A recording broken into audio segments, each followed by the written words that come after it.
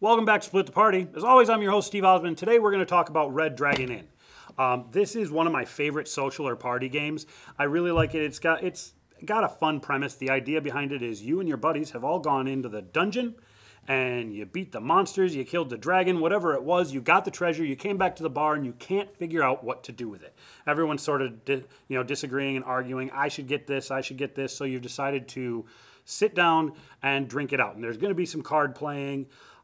It involves poker or gambling while you're playing, and the basic gist of the game is you are trying to get your opponents, the other players, either unconscious so that they can't keep an eye on their money and you can take it, or so drunk that they fall unconscious so that they can't keep an eye on their money and you can take it. Either way, at the end of the game, whoever is still remaining awake gets all the money and wins.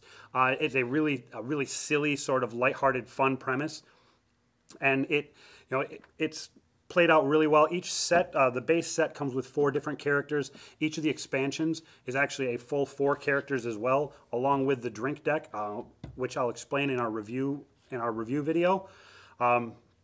So every expansion adds another 4 playable characters. You can play 4 people with 1. If you've got 2, you can play up to 8, up to 12, 16. So you can end up with a large group playing this social game. Now, obviously, it also doubles as a drinking game. There are cards in here that tell you to drink. That's what the drink deck is all about. Normally, when you're playing the game, you'll just have that reflected here, which is your alcohol content and your fortitude as to how much alcohol you can handle and how much you've had. But if you play it as an actual drinking game, you can do the drinking as well while you're still tracking this. I will tell you, using real booze, you got about 1, maybe 2 plays in you. But the game's, like I said, it's a really lighthearted, fun game. They did add in another expansion called Gambling I'm In that just adds a number of different types of gambling games to use when you need to settle that, instead of just the base one that comes in here. Adds a little bit more variety and replayability and adds another level to the game. They're all worth picking up. As far as the expansions go, you can kind of look and see what characters are in there, and they'll give you a little bit of an idea. You can look online, see how they play, because every character does play slightly differently.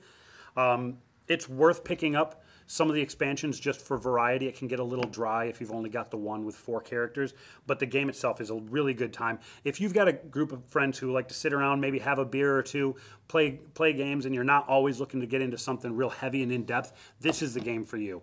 Slugfest Games did a really great job with this one. I'm glad to have it in my collection. I think it belongs really well in just about anybody's who enjoys a little bit of gambling, a little bit of chance, and something lighthearted. It's got the sort of the essence of Munchkin without all of the frustration and crazy anger at the end of it. You're still backstabbing each other a little bit, but because it's all based around drinking, whether pretend or for real, it kind of keeps it from being quite so infuriating, at least in my experience.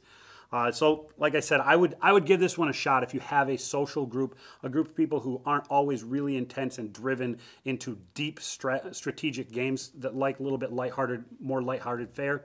This is a game for you. That's really all I've got for today. I'd like to thank our sponsors, Excelsior Games and Comics, Dual Bus Design, and SoundG Entertainment. And as always, I'll see you in the Nerdverse.